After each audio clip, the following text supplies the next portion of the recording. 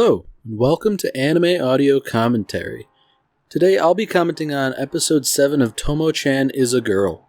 If you'd like to watch along, then start watching now.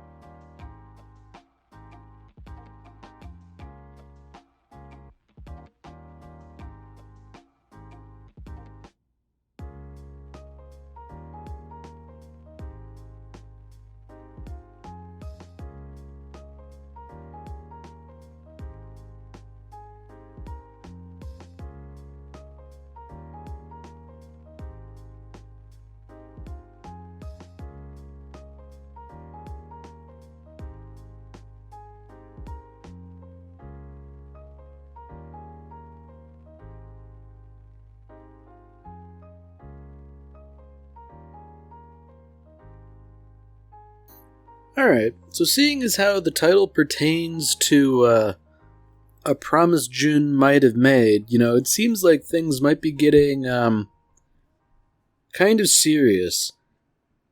And if I know anything about romantic comedies like this, it's that, there's usually some sort of childhood promise made. Usually like, hey, let's get married when we're older, or something like that. And I feel like, it might be time to pay the bill, as it were. I mean, already it's pretty clear that Jun's, he's taken a lot of his personality and sort of geared it towards, being stronger than Tomo. Maybe I'm not explaining that right. Like, it's, a fixation of his. It certainly seems like, based on previous conversations, that, he didn't have much of an interest in anything other than video games prior to meeting Tomo. Unfortunately, Tomo doesn't seem to have a particularly realistic understanding of what life in Tokyo is like. And to be fair, Jun isn't exactly giving her a lot to work with here.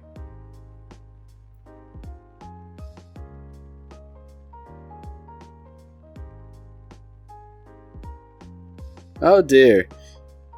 Yeah, I think I understand how Tomo got this reputation for being, a bit of a menace.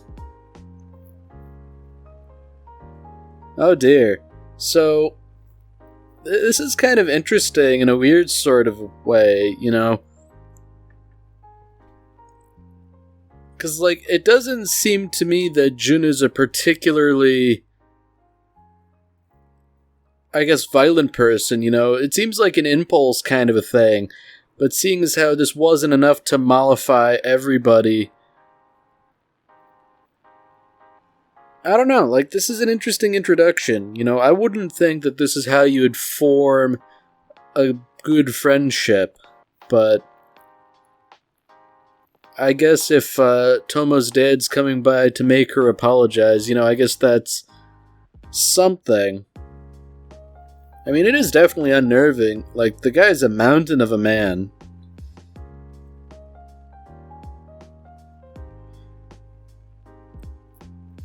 I guess this does sort of reflect kind of well on Tomo, seeing as how she didn't, avoid the topic or lie or something. She actually told the truth,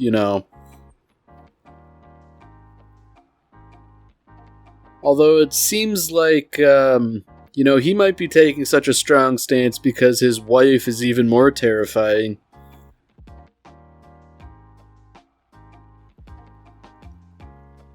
Oh dear.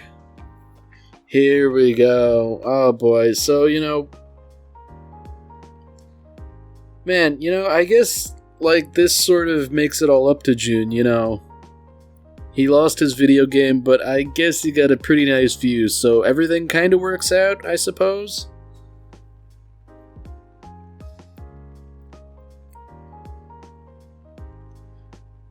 Now, I guess from Jun's perspective, I could kind of see where it would be really easy to misunderstand everything that's going on. Being so young and tomboyish, it would be understandable to assume that, Tomo is just a boy, especially considering that she's far more athletic than Jun was at this stage in life.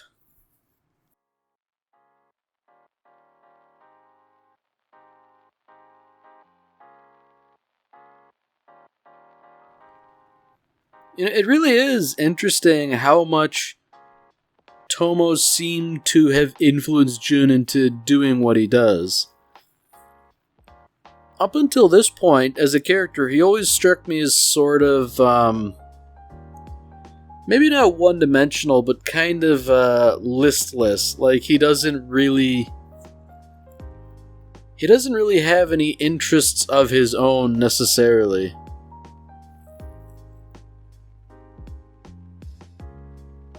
Alright, I take that back. That whole misunderstanding thing was wrong, because it seems like they both intuitively knew from the very beginning what the other person was.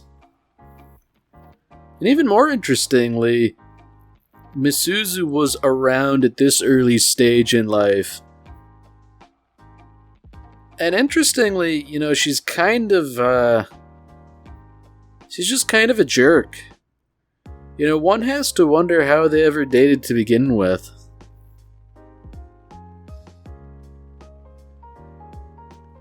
And one also has to wonder how precisely Misuzu got wrangled into something outdoorsy when she doesn't really strike me like the type. She seems more... I don't know, maybe fastidious isn't the right word, but she doesn't seem to be the type of person who would get, I guess, caught up in all these outdoors shenanigans.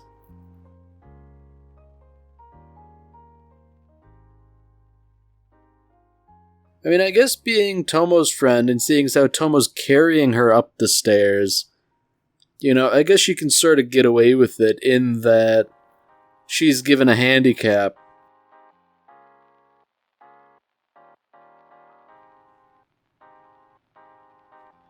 It is kind of interesting that even back then, Misuzu was the instigator in a lot of stuff.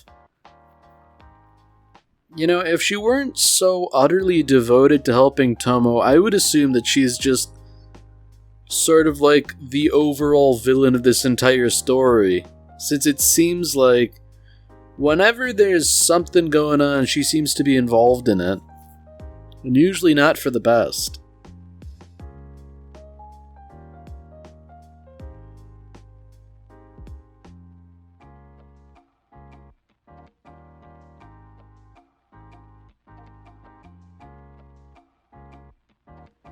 So it is interesting that they've resorted to bug catching. As I understand it, that's sort of like kind of a stereotypical hobby. Or, well, maybe not hobby, but activity. Like, it's just something you do, There's bugs, there's all sorts of neat bugs, so, you might as well go catch them. And you know what? I'm not an outdoorsy person myself, but I can definitely see some of the appeal, if only to just look at and admire all the interesting biology of the insects. Because some of those guys, they are wacky little creatures, and they do all sorts of interesting things.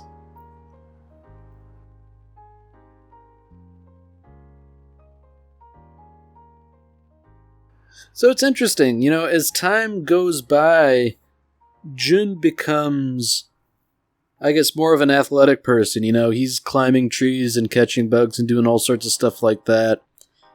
You know, playing less video games and not getting injured as frequently as he seemed to earlier. I guess ultimately Tomo was a pretty good influence on him, all things considered.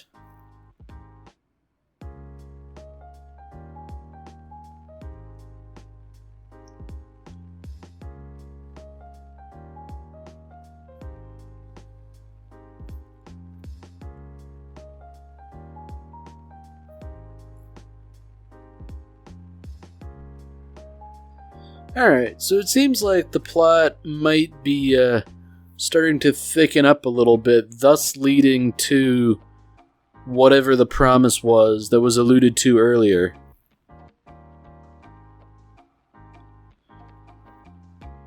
So Tomo seems to have taken the law into her own hands and beaten up those kids.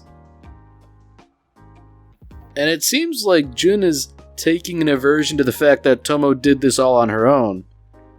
Which I guess is kind of nice, but maybe the anger is a little misplaced.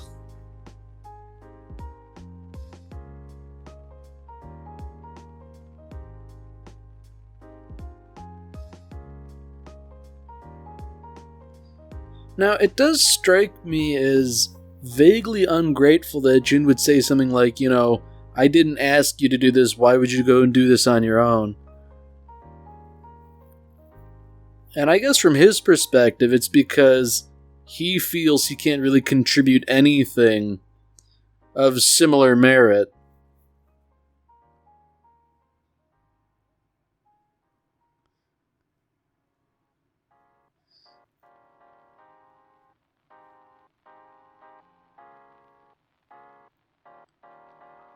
Okay. Alright, so this is actually a bit of an interesting promise. You know, Jun saying, you keep this until I'm stronger than you. And so now he's taking up martial arts. You know, seeing as how he's immediately going into sparring with Tomo's dad, I feel like that's a good way to get beaten up, however incidentally, just because I assume the guy doesn't know his own strength, you know? Like, that seems to be a common thing with Tomo, you know? She doesn't always recognize how strong she is.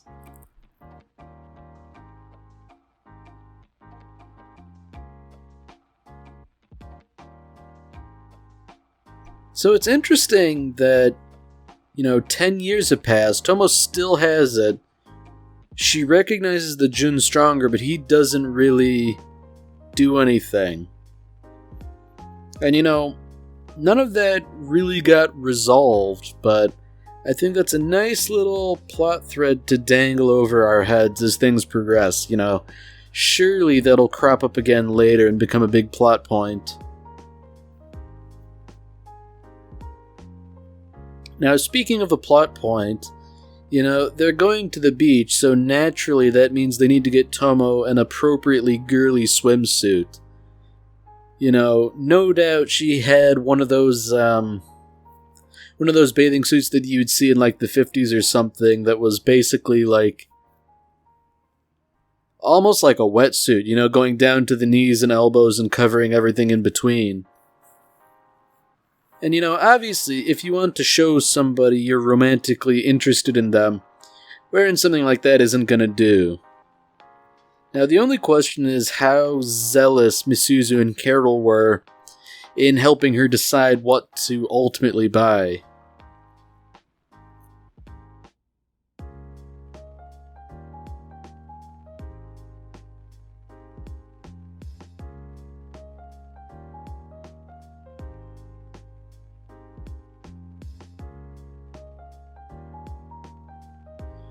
Yeah, you know, it seems like my earlier assessment was pretty spot on. Misuzu doesn't really strike me as an outdoorsy person, and she's not particularly excited for the beach. And to be fair, I'm not much of a beach person either, you know. So I can't say I blame her. But, you know, I feel like, you know, if you're going with your friends, you should at least be willing to enjoy spending time with them.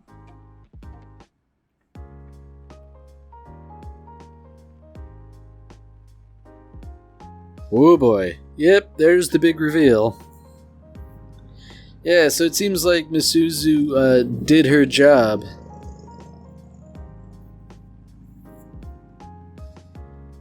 Yeah, you know, that's gotta be a bit of a culture shock when she would normally only wear, I guess, stuff that's more covering.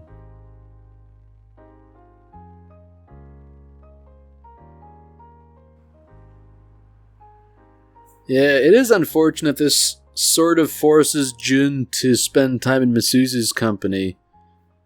You know, he's definitely not bound to enjoy that, but I imagine it's marginally more comfortable than dealing with the other stuff at the time. Of course, Tomo doesn't really seem to be quite aware of what the issue is. And you know, it's not like she's leveraging her assets, but the effect is ultimately the same. It's good in a way that she's enjoying the beach so much that she's not being awkward about the whole thing. But at the same time, you know, Jun is acutely aware. Ah, here we go. Those two girls, those poor girls who always seem to be the butt of the joke. Naturally, they are, yeah, they're coming up a bit short and they're cognizant of it. You know, I'd imagine that this has got to be like, you know, if you're like a guy and you're like 5'3" and all your friends are 6 feet tall. You know, that's got to be sort of like a similar thing almost.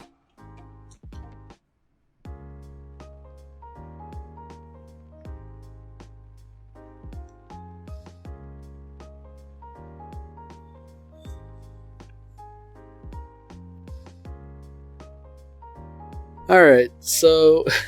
Oh, Carol, no. She's just asking the big question, you know. Why does Jin avoid me and Tomo but not you? Oh boy. Oh dear.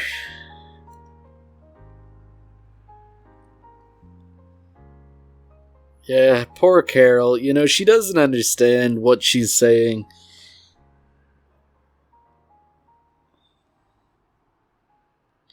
And speaking of people who don't quite understand, you know, it seems like Tomo hasn't really understood exactly what effect that bathing suit's gonna have. You know, she's asking this guy who's hitting on her, you know, what made him approach her. And, oh dear, I know where this is going. Coincidentally, it's not going anywhere good. I mean, I guess fortunately Tomo is tentatively capable of taking care of herself, but I don't know, she seems to be unwilling to take decisive action, at least right now. Fortunately, I suppose, she doesn't have to.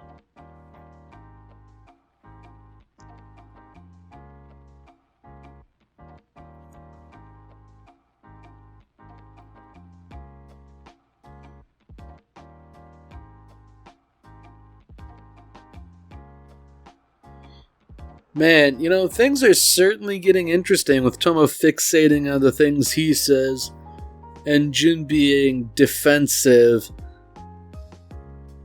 Unfortunately, he did kind of spoil things.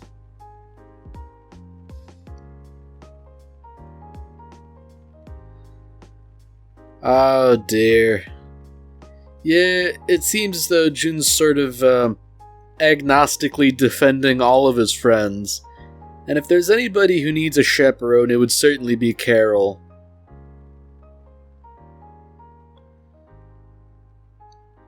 Ah, the poor girl. Although I guess on reflection, none of the three girls is coming out of this particularly well.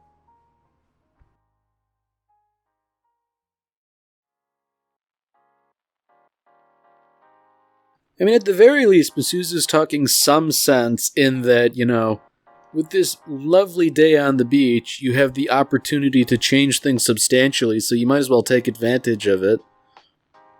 That is true, but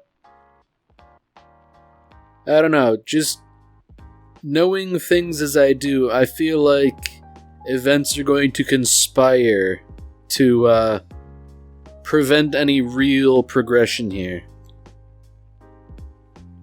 I mean, here they are eating ice cream, surely somebody's not going to, drop the ice cream or spill it in something resembling something indecent. Surely that won't happen. But if it does...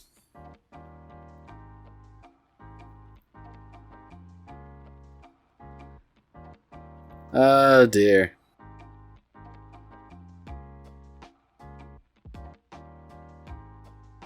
Yeah, I sympathize with Jin a little bit here. Tomo doesn't know what she's doing.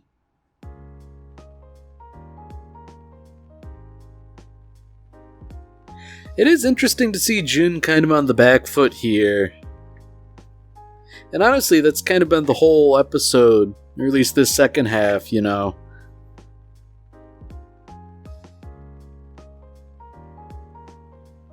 It is nice, however, that we are sort of seeing things from his point of view, where he's sort of coming to the realization that, oh wow, there's actually something here. Tomo is, I guess, not strictly relegated to only being a friend. There could be more here.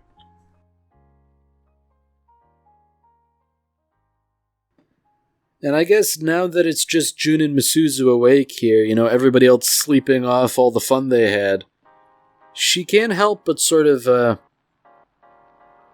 try and take a little jab here. Although, it was more of just trying to figure out, what is everybody's motivation here.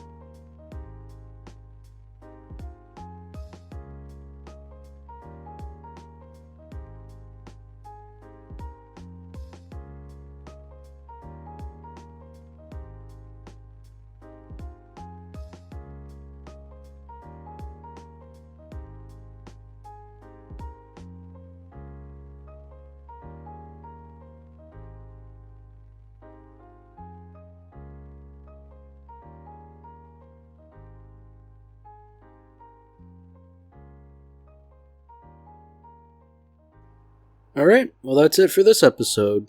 If you've enjoyed it, then by all means, tune in for the next one. See you, Space Cowboy.